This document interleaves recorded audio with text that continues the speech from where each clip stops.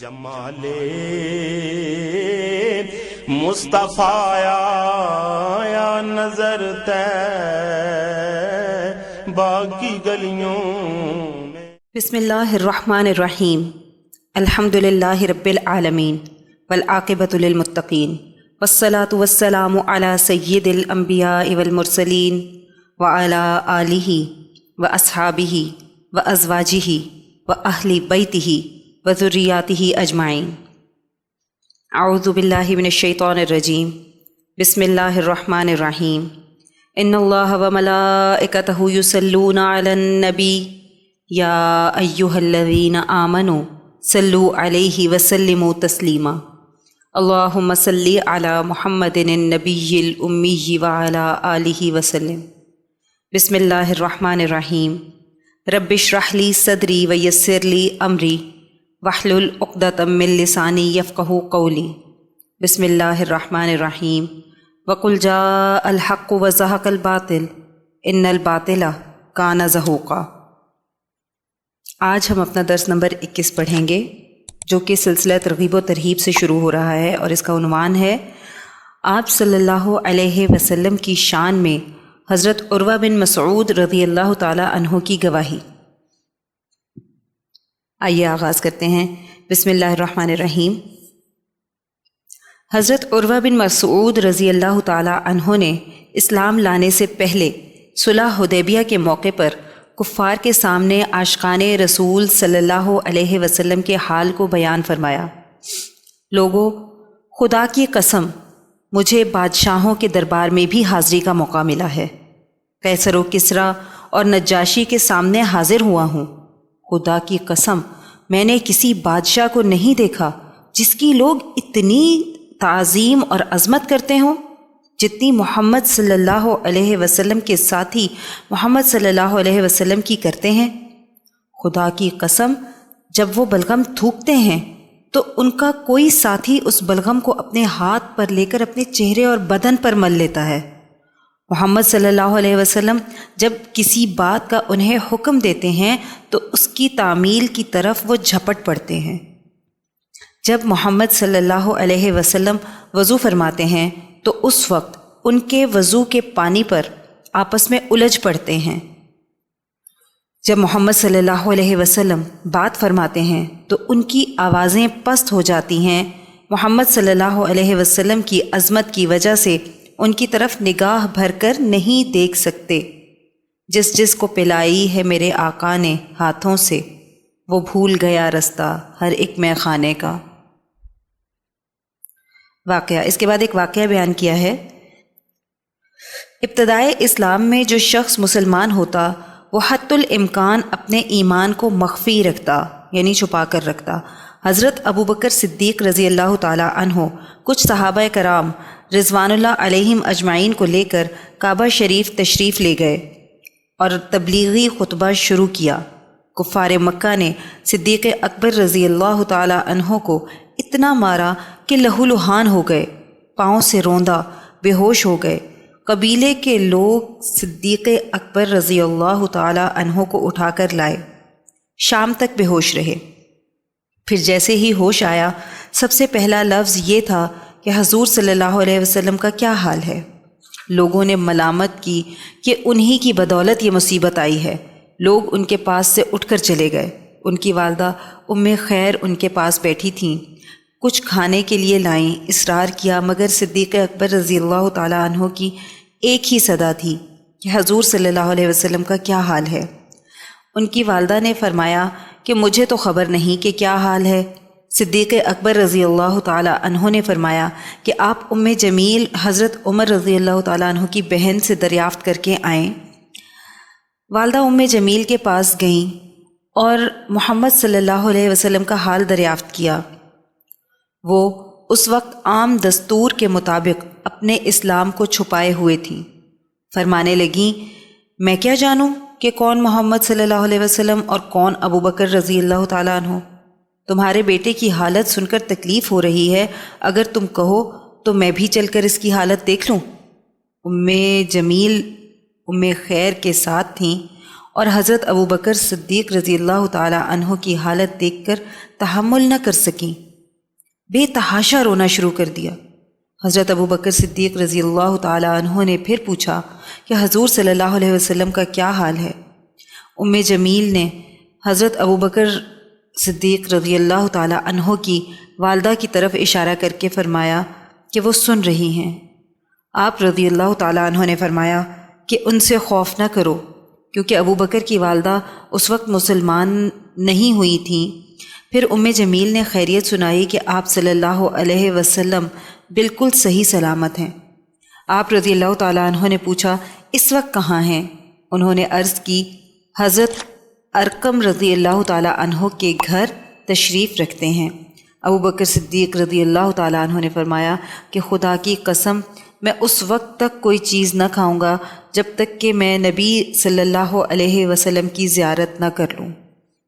والدہ کی بے قراری تھی کہ کچھ کھا لیں، لیکن قسم کھا لی تھی کہ نبی صلی اللہ علیہ وسلم کی زیارت کے بعد ہی کچھ کھاؤں گا۔ والدہ نے انتظار کیا کہ لوگوں کی کچھ آمد و رفت بند ہو جائے، پھر آپ رضی اللہ تعالی عنہ کو نبی کریم صلی اللہ علیہ وسلم کے پاس لے جاؤں۔ جب رات کا بہت حصہ گزر گیا تو ابو بکر صدیق رضی اللہ تعالی عنہ کو لے کر حضور صلی اللہ علیہ وسلم کی خدمت میں پہنچی۔ حضرت ابو بکر صدیق رضی اللہ تعالی عنہ حضور صلی اللہ علیہ وسلم سے لپٹ گئے۔ حضور صلی اللہ علیہ وسلم بھی لپٹ کر روئے اور مسلمان بھی رونے لگے کہ ابو بکر رضی اللہ تعالی عنہ کی حالت اس وقت دیکھی نہ جاتی تھی۔ عیش و عشرت، نشاط و فرحت کے وقت محبت کے دعوے کرنے والے سینکڑوں ہوتے ہیں۔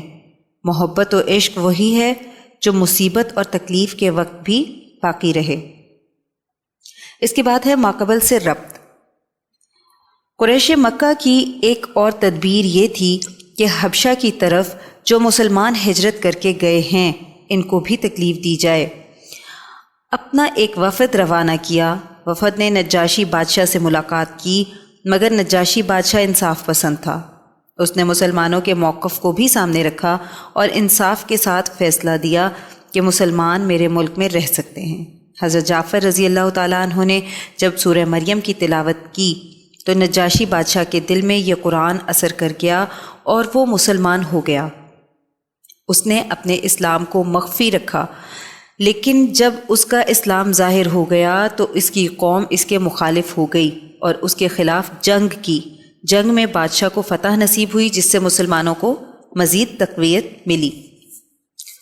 نجاشی کی غائبانہ نماز جنازہ، یہ وہی نجاشی بادشاہ ہے جس کے انتقال پر اللہ سبحانہ و تعالی نے نبی صلی اللہ علیہ وسلم کو اطلاع دی، اور آپ صلی اللہ علیہ وسلم نے صحابہ کرام رضوان اللہ علیہم اجمعین سے فرمایا کہ ماتا اخوکم النجاشی، کہ تمہارا بھائی نجاشی فوت ہو گیا ہے۔ روایت میں آتا ہے کہ آپ صلی اللہ علیہ وسلم اور نجاشی کے درمیان جتنے حجابات تھے وہ سب دور کر دیے گئے تھے، یہاں تک کہ نجاشی کا جنازہ آپ صلی اللہ علیہ وسلم کے سامنے نظر آنے لگا۔ پھر آپ صلی اللہ علیہ وسلم نے ان کی غائبانہ نماز جنازہ ادا فرمائی۔ آپ صلی اللہ علیہ وسلم کی طائف سے مکہ تشریف آوری۔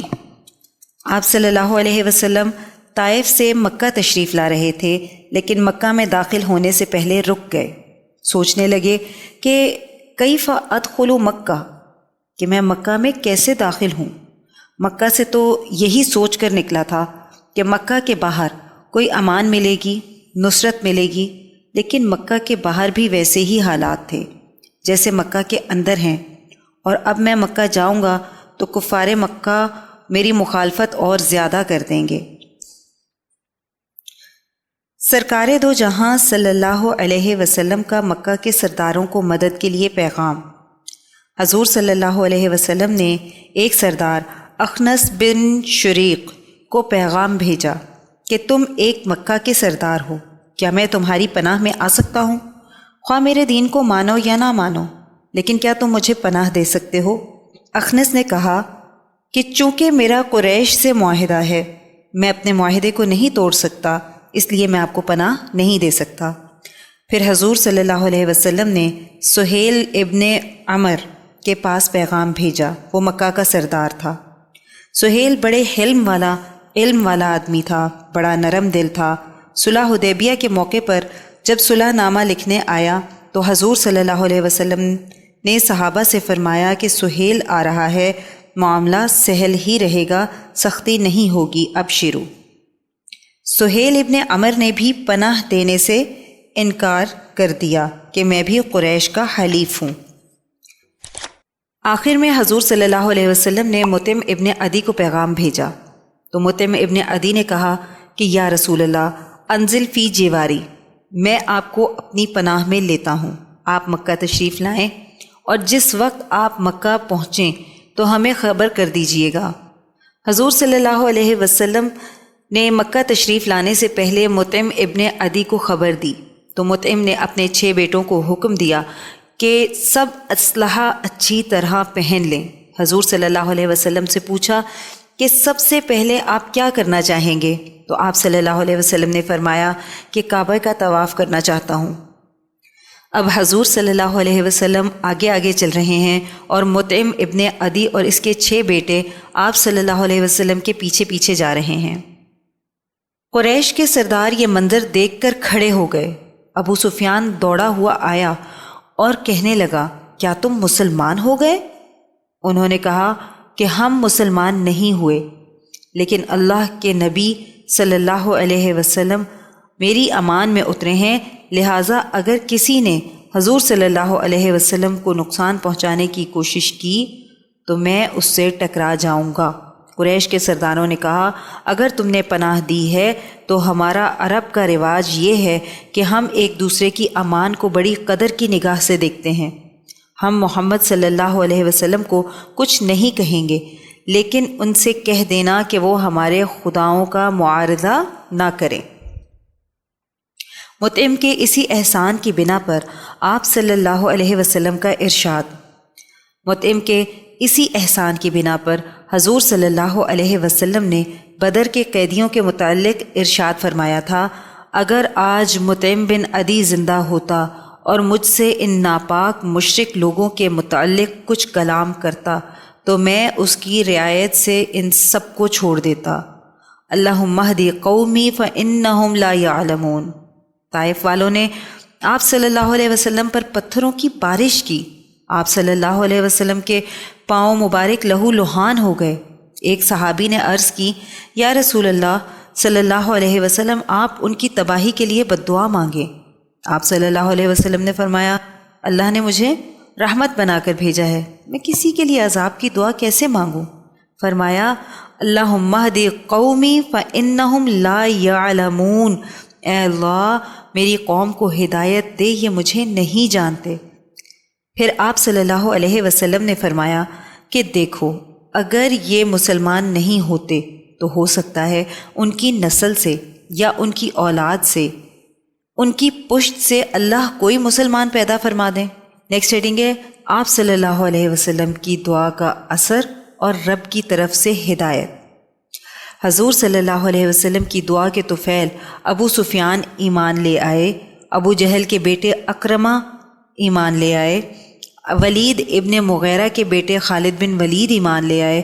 بالکل عین حضور صلی اللہ علیہ وسلم کی وہ تمنا کہ ان کی نسل سے ہی لوگ مسلمان ہو جائیں گے، تو دیکھیں کہ حضرت خالد بن ولید رضی اللہ تعالی عنہ کی تلوار کی کاٹ کو آج تک کفار نہیں بھول سکے۔ کفر کی دنیا کا نظریہ۔ کفر کی دنیا آج بھی سمجھتی ہے کہ مسلمان کمزور ہیں، لیکن مسلمان سرکس کا شیر بنا ہوا ہے۔ جس دن اس کو ہوش آ گیا پھر اس کی ایک دہاڑ کے آگے کوئی نہیں ٹھہر سکے گا، بس ایک اللہ اکبر کا نعرہ ہی کافی ہوگا، پھر ان کے میزائل کوئی کام نہیں آ سکتے۔ بس کفار اس بات سے ڈرتے ہیں کہیں مسلمان جاگ نہ جائیں، لیکن ہم خود بے عمل ہو گئے تو پستی کا شکار ہو گئے۔ آج تک سلیبی صلاح الدین ایوبی رحمۃ اللہ علیہ کو نہیں بھولے، آج تک کفار سیدنا عمر رضی اللہ تعالیٰ عنہ کو نہیں بھولے، خالد بن ولید رضی اللہ تعالیٰ عنہ کی بہادری کو نہیں بھولے۔ نیکسٹ ہیڈنگ ہے خالد بن ولید رضی اللہ تعالی عنہ کی بہادری اور توکل۔ دشمن خود خالد بن ولید رضی اللہ تعالی عنہ سے کہہ رہا ہے کہ خالد خیال رکھنا، ہمارے سپاہیوں کے پاس ایسا خطرناک زہر ہوتا ہے جو انہوں نے اپنی انگوٹھیوں میں چھپا کر رکھا ہوتا ہے، جیسے ہی دشمن نے پکڑا تو تھوڑا سا چاٹ لیا اور انسان ختم ہو جاتا ہے۔ حضرت خالد رضی اللہ تعالی عنہ نے پوچھا کہ یہ زہر کہاں ہے، ذرا مجھے بھی دکھاؤ۔ انہوں نے انگوٹھی میں دکھایا تو حضرت خالد بن ولید رضی اللہ تعالی عنہ نے فرمایا یہ تو بہت تھوڑا ہے۔ پھر حضرت خالد رضی اللہ تعالی عنہ نے یہ دعا پڑھی، بسم اللہ الذی لا یضر مع اسمہ شیء فی الارض ولا فی السماء وہو السمیع العلیم۔ اس دعا کو پڑھ کر وہ زہر پانی میں ملایا اور پھر پورا گلاس پی گئے۔ وہ کافر حیران رہ گیا کہ ان کو تو کچھ نہیں ہوا۔ حضرت خالد رضی اللہ تعالیٰ عنہ نے فرمایا کہ ہم نے اللہ کا نام لے کر پیا ہے، وہی نقصان اور نفع کا مالک ہے، یہی ہمارا عقیدہ ہے۔ نیکسٹ ہیڈنگ ہے جنات کی قوم کا قرآن سن کر اسلام قبول کرنا۔ اسی اثناء میں جب ظلم و ستم کے پہاڑ ٹوٹ رہے تھے، کچھ صحابہ رضوان اللہ علیہم اجمعین حبشہ میں ہیں، کچھ کمزور مسلمان ہیں، کچھ صحابہ اپنے ایمان کو چھپائے ہوئے ہیں، نماز پڑھنا بھی مشکل ہے۔ ایک دن حضور صلی اللہ علیہ وسلم مکہ سے باہر تشریف لے گئے کہ باہر جا کر عبادت کروں۔ ساتھ میں حضرت عبداللہ بن مسعود رضی اللہ تعالیٰ عنہ بھی تھے۔ حضور صلی اللہ علیہ وسلم نے عبداللہ بن مسعود رضی اللہ تعالیٰ عنہ سے فرمایا کہ تم بیٹھ جاؤ۔ پھر تھوڑا آگے جا کر آپ صلی اللہ علیہ وسلم نے نماز شروع کی۔ اسی اثناء میں جنات کا ایک وفد وہاں سے گزرا۔ اللہ رب العزت نے مختلف مقامات پر قرآن میں اس کا ذکر کیا ہے۔ اللہ رب العزت فرماتے ہیں کہ جب میرا بندہ میرا محمد صلی اللہ علیہ وسلم قرآن پڑھ رہا تھا تو وہ ایسے گر رہے تھے جیسے لپٹ رہے ہوں، قرآن سن رہے تھے۔ جب قریب سے گزرے کہنے لگے خاموش ہو کر سنو۔ جب حضور صلی اللہ علیہ وسلم تلاوت پوری کر چکے تو وہ اپنی قوم کی طرف اس حال میں لوٹے کہ ڈر سنانے والے تھے۔ یہ سورہ احقاف کی آیت نمبر 29 ہے۔ حضرت عبداللہ بن مسعود رضی اللہ تعالیٰ عنہ فرماتے ہیں کہ ان کی کثرت کی وجہ سے مجھے محمد عربی صلی اللہ علیہ وسلم بھی نظر نہیں آ رہے تھے۔ ان کے چھوٹے چھوٹے سر ہیں، یہ بے حساب مخلوق ہے۔ اس کے بعد جب حضور صلی اللہ علیہ وسلم قرآن سے فارغ ہوئے تو وہ جن اسلام لے آئے اور کہا کہ ہم تو نصیبین کے جن ہیں۔ ہم تو پریشان تھے کہ کیا وجہ ہو گئی کہ آسمان پر ہمارا جانا رک گیا ہے۔ جن کہنے لگے ہم نہیں جانتے کہ زمین والوں کی طرف سے برائی کا ارادہ کیا گیا ہے یا ان کے رب نے ہم سے بھلائی کا ارادہ فرمایا ہے، یعنی ہمیں پتہ نہیں تھا۔ پہلے تو ہم ملائکہ کی باتیں سنتے تھے، پھر اپنے کاہن کو بتلاتے، لیکن سب جگہ پہرے لگ گئے ہیں۔ ہم اسی تلاش میں تھے، لیکن آپ کا چہرہ مبارک دیکھ کر قرآن سننے کے بعد ہمیں یقین ہے کہ آپ اللہ کے سچے نبی ہیں، آپ ہمیں مسلمان کر لیجئے۔ حضور صلی اللہ علیہ وسلم کے ہاتھ پر سینکڑوں جنوں نے دعوی حق کو قبول فرمایا۔ اللہ سبحانہ و تعالیٰ کی جانب سے تسلی کا پہلو۔ اللہ سبحانہ و تعالیٰ نے ایک جانب تسلی دی اپنے حبیب صلی اللہ علیہ وسلم کو، لا تحزن، کہ آپ فکر نہ کریں، غم نہ کریں۔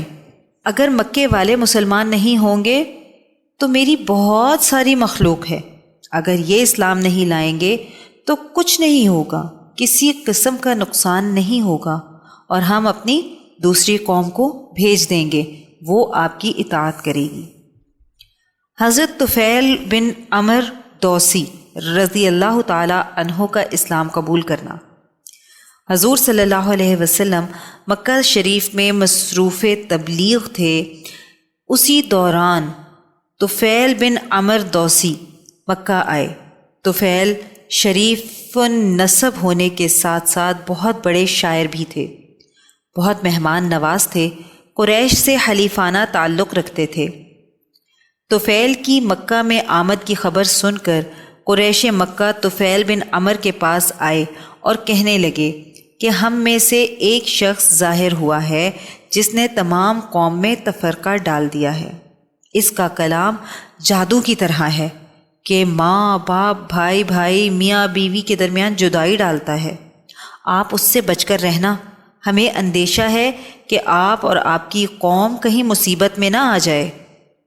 طفیل خود فرماتے ہیں اسلام لانے کے بعد، قریش کے لوگوں نے مجھے اس قدر ڈرایا کہ میں نے اپنے کانوں میں کپڑے ٹھونس لیے کہ کہیں اتفاقی طور پر بھی یہ کلام میرے کانوں میں نہ پڑ جائے، یہاں تک کہ لوگ مجھے ذوالقرنین کہنے لگے۔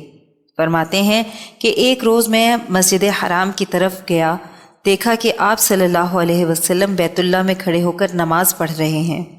طفیل کہتے ہیں کہ میں آپ صلی اللہ علیہ وسلم کے قریب جا کر کھڑا ہو گیا، اگرچہ میں چاہتا تھا کہ آپ صلی اللہ علیہ وسلم کا کلام نہ سنوں، لیکن اللہ رب العزت چاہتے تھے کہ وہ اپنا کلام مجھ کو سنائیں، چنانچہ بے اختیار وہ کلام میں نے سن لیا۔ اس وقت میں نے اپنے دل میں کہا کہ میں مرد عاقل ہوں، بڑا شاعر ہوں، مجھ پر کسی کا کلام اچھا ہو یا برا مخفی نہیں رہ سکتا، میں یہ کلام ضرور سنوں گا، اگر یہ عمدہ ہوا تو ضرور قبول کروں گا اور نازیبا ہوا تو چھوڑ دوں گا۔ چنانچہ جب آپ صلی اللہ علیہ وسلم حرم سے واپس ہوئے تو میں آپ صلی اللہ علیہ وسلم کے پیچھے پیچھے ہو لیا۔ جب آپ صلی اللہ علیہ وسلم اپنے حجرہ مبارک پر پہنچے تو میں نے عرض کیا کہ قریش نے مجھے آپ کا کلام سننے سے ڈرایا ہے، مگر خدا کی مرضی سے میں نے آپ کا کلام سنا، مجھے بھلا معلوم ہوا۔ آپ صلی اللہ علیہ وسلم مجھ پر اپنا دین پیش کیجئے۔ آپ صلی اللہ علیہ وسلم نے اسلام پیش کیا اور قرآن کی تلاوت فرمائی۔ ایک روایت میں ہے کہ سورہ اخلاص اور معوذتین کی تلاوت فرمائی۔ کہنے لگے کہ میں نے قرآن سے بہتر کوئی کلام نہیں سنا، اور اسی وقت مسلمان ہو گئے۔ نیکسٹ ہیڈنگ ہے طفیل بن عمر دوسی رضی اللہ تعالی عنہ کا اسلام قبول کرنے کے بعد نشانی طلب کرنا۔ طفیل بن عمر دوسی رضی اللہ تعالی عنہ عرض کرنے لگے کہ میں اپنی قوم کا سردار ہوں اور میں اپنی قوم کو بھی اسلام کی دعوت دینا چاہتا ہوں۔ آپ اللہ سے دعا کیجئے کہ اللہ مجھے کوئی نشانی عطا فرمائے جو میری معاون و مددگار ہو۔ آپ صلی اللہ علیہ وسلم نے دعا فرمائی، اللہم اجعل لہ آیتن، اے اللہ اس کے لیے کوئی نشانی عطا فرما دیجئے۔ حضور صلی اللہ علیہ وسلم کی دعا کے بعد حضرت طفیل رضی اللہ تعالیٰ عنہ اندھیرے میں اپنی بستی کی طرف چل پڑے۔ راستے میں اندھیرا تھا تو حضرت طفیل رضی اللہ تعالیٰ عنہ کا چہرہ چمکنے لگا اور راستہ روشن ہو گیا، ایک نور پیدا ہو گیا۔ فرماتے ہیں کہ میں نے دعا کی، اے اللہ اس نور کو میرے چہرے کے بجائے کسی اور جگہ منتقل فرما دیجئے، میری قوم کے لوگ یہ نہ سمجھیں کہ آبائی مذہب کو چھوڑنے کی وجہ سے اس کی صورت بدل گئی ہے۔ تو وہ نور فوراً میرے عصا یعنی لاٹھی کی طرف منتقل ہو گیا، اور وہ لاٹھی لالٹین کی مانند بن گئی۔ سب سے پہلے اپنے گھر والوں کو اسلام پیش کیا، انہوں نے اسلام قبول کیا، پھر اپنے قبیلے والوں کو اسلام پیش کیا تو انہوں نے تامل کیا۔ صرف ان کے قبیلے سے حضرت ابو ہریرہ رضی اللہ تعالیٰ عنہ نے اسلام قبول کیا۔ فرماتے ہیں کہ میں دوبارہ آپ صلی اللہ علیہ وسلم کی خدمت میں حاضر ہوا اور عرض کیا کہ دوس قبیلے نے اسلام قبول نہیں کیا، آپ ان پر بد دعا کیجئے۔ آپ صلی اللہ علیہ وسلم نے ہاتھ اٹھا کر یہ دعا فرمائی، اللہم اہدی دوسن و ائتی بہم، اے اللہ قبیلہ دوس کو ہدایت عطا فرما اور مسلمان بنا کر یہاں بھیج دیجئے۔ اور طفیل رضی اللہ تعالیٰ عنہ کو ہدایت فرمائی کہ ان سے جا کر نرمی سے دعوت دیجئے۔ حضرت طفیل رضی اللہ تعالیٰ عنہ کی دعوت پر تقریباً 70 یا 80 گھرانے مسلمان ہو گئے، اور 7 ہجری میں آپ صلی اللہ علیہ وسلم کی خدمت میں سب کے سب حاضر ہو گئے۔ فتح مکہ کے بعد حضرت طفیل رضی اللہ تعالیٰ عنہ فرماتے ہیں کہ میں نے آپ صلی اللہ علیہ وسلم سے درخواست کی کہ عمر بن حمیم کے بت ذوالکفین کو جلانے کی اجازت دیجیے۔ آپ صلی اللہ علیہ وسلم نے اجازت دے دی اور طفیل رضی اللہ تعالیٰ عنہ نے وہ بت جلا دیا۔ نصف قبیلہ تو پہلے ہی مسلمان ہو چکا تھا، باقی نصف قبیلہ بھی اس بت کے جلانے سے، شرک اور بت پرستی سے تائب ہو کر حلقہ بگوش اسلام ہو گیا۔ جب اندھیری رات ہوتی تو یہ عصا اسی طرح روشن ہو جاتا، اسی وجہ سے حضرت طفیل رضی اللہ تعالی عنہ ذی النور کے لقب سے مشہور ہوئے۔ حضرت طفیل رضی اللہ تعالی عنہ کی یہ کرامت حضرت موسیٰ علیہ السلام کے معجزہ ید بیضا کا ایک نمونہ معلوم ہوتی ہے۔ سورہ تحریم میں اللہ تعالیٰ ارشاد فرماتے ہیں، قیامت کے دن اللہ رب العزت آپ صلی اللہ علیہ وسلم اور ان کے ساتھ والوں کو رسوا نہیں فرمائیں گے، ان کا نور ان کے سامنے اور ان کے دائیں دوڑتا ہوگا۔ عجب نہیں کہ حضرت طفیل رضی اللہ تعالیٰ عنہ کا یہ نور اس نور کا نمونہ ہو جو قیامت کے دن حضرات صحابہ رضوان اللہ علیہم اجمعین کی خاص طور پر رہنمائی کرے گا۔ آپ صلی اللہ علیہ وسلم کے صدقے حضرت طفیل رضی اللہ تعالی عنہ کو یہ نور دنیا میں ہی دکھلا دیا گیا۔ اس کے بعد ہمارے پاس درس کے آخر میں سلسلہ ترغیب و ترہیب ہے۔ حدیث مبارکہ کا مفہوم ہے، ذکر کرنے والے کی مثال زندہ کی سی ہے اور ذکر نہ کرنے والے کی مثال مردہ کی سی ہے۔ ذکر کرنے والا دل بندے کو غلط کام کرنے پر ملامت کرتا ہے، مردہ دل کو غلط کام کی پہچان نہیں ہوتی، غلط راہ کا علم نہیں ہوتا۔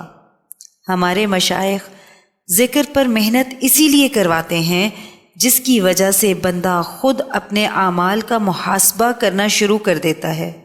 وما ارسلناک الا رحمۃ للعالمین، اللہ رب العزت نے آپ صلی اللہ علیہ وسلم کو دنیا میں رحمت بنا کر بھیجا۔ اللہ سبحانہ و تعالیٰ کو آپ صلی اللہ علیہ وسلم سے اتنی محبت ہے کہ فرمایا، اگر تم میرے محبوب صلی اللہ علیہ وسلم کی اطاعت کر لو گے تو میں تمہارے گناہوں کو بخش دوں گا۔ جب اللہ سبحانہ و تعالیٰ اپنے محبوب صلی اللہ علیہ وسلم سے اتنی محبت فرماتے ہیں تو محبوب کے امتیوں کو کیسے جہنم میں جلتا دیکھ سکتے ہیں؟ اللہ رب العزت کی نگاہ نیکوکاروں پر کم اور گناہ گاروں پر زیادہ ہے۔ اللہ تعالیٰ نے بخشش کے راستے بھی آسان فرما دیے ہیں کہ میرے محبوب کی زندگی پر عمل کر لو، خطاؤں کو معاف کر دوں گا۔ نیکسٹ ہیڈنگ ہے، انسانیت کی تکمیل ایمان سے ہوتی ہے اور ایمان کی انتہا اخلاق ہے اور اخلاق کی انتہا تواضع اور عاجزی ہے۔ آپ صلی اللہ علیہ وسلم کے ظاہری حسن کا کوئی مقابلہ کر سکتا ہے اور نہ ہی آپ صلی اللہ علیہ وسلم کی ذات مبارکہ سے صادر ہونے والے اعمال کا کوئی مقابلہ کر سکتا ہے۔ انسانیت کی تکمیل کے لیے نبی سے بہتر طریقہ کسی کا نہیں۔ صحابہ کرام رضوان اللہ علیہم اجمعین نے آپ صلی اللہ علیہ وسلم کی ہر سنت کو زندہ کیا جس سے محبت ہوتی ہے، اس کی ہر ادا بھی محبوب ہوتی ہے۔ ایک صحابی تھے، ان کے پاس خرچ کرنے کو کچھ نہیں تھا۔ ایک رات اللہ سبحانہ و تعالی سے کہنے لگے کہ یا اللہ، آپ نے خرچ کرنے کا حکم فرمایا ہے مگر میرے پاس تو کچھ نہیں، لیکن جس نے میری توہین کی ہے، میری بے عزتی کی ہے، میں ان پر اپنی عزت کا صدقہ کرتا ہوں۔ دوسرے دن صبح اللہ کے حبیب صلی اللہ علیہ وسلم نے فرمایا کہ رات کو صدقہ کس کس نے کیا ہے؟ کوئی نہیں اٹھا۔ اللہ کے حبیب صلی اللہ علیہ وسلم نے فرمایا کہ رات کو اپنی عزت کا صدقہ کس کس نے کیا ہے؟ وہ صحابی اٹھے تو اللہ کے حبیب صلی اللہ علیہ وسلم نے فرمایا کہ اللہ نے اس صدقے کو قبول صدقات میں شامل فرما لیا ہے۔ یہاں ہمارا درس نمبر 21 مکمل ہو گیا۔ آئیے دعا کر لیتے ہیں۔ اللہم صلی علی محمد النبی الامی وعلی آلہ وسلم۔ اے اللہ، ہماری اس کاوش کو قبول فرمائیں اور اس کو ہماری بخشش کا ذریعہ بنا دیں۔ اس کو قیامت تک امت کے لیے ہدایت اور عشق نبی صلی اللہ علیہ وسلم کا ذریعہ بنا دیں۔ اے اللہ، جو کچھ پڑھا سنا اس کا ثواب نبی کریم صلی اللہ علیہ وسلم کو تحفتاً، ہدیتاً، نذرانتاً، محبتاً، عقیدتاً پیش کرتے ہیں، قبول و منظور فرما لیجئے۔ یا اللہ، نبی کریم صلی اللہ علیہ وسلم کی برکت سے اس کا ثواب تمام انبیاء کرام، تمام خلفائے راشدین، امہات المؤمنین، اہل بیت اطہار، صحابہ کرام، صحابیات، اولیاء اللہ، شہداء، صدیقین، صالحین، مومنین، مومنات، مسلمین، مسلمات تمام کو پیش کرتے ہیں، قبول و منظور فرما لیجئے۔ الہی اس کا ثواب سلسلہ قاسمیہ عزیزیہ نقشبندیہ کے تمام بزرگان، بالخصوص شیخ الاولیاء حضرت مولانا مہر محمد صاحب رحمۃ اللہ علیہ، شیخ الحدیث حضرت مولانا عبدالحکیم صاحب رحمۃ اللہ علیہ، شیخ الاسلام حضرت مولانا محمد عبدالعلیم قاسمی صاحب رحمۃ اللہ علیہ کو پہنچا دیں، اور ہمارے بزرگان کے درجات کو اور بھی زیادہ بلند فرما دیں۔ یا اللہ، ہمارے مرشد گرامی حضرت شیخ عزیز القاسمی حکیمی مہروی نقشبندی مجددی دامت برکاتہم العالیہ پر اپنا خاص فضل اور خانقاہ اور مدرسے پر اپنا خصوصی کرم فرما دیں، اور انہیں امت کے لیے ہدایت و شفا کا ذریعہ بنا دیں۔ آمین بحرمت سید المرسلین صلی اللہ علیہ وسلم۔ سبحان ربک رب العزت عما یصفون وسلام علی المرسلین والحمد للہ رب العالمین۔ جدر دے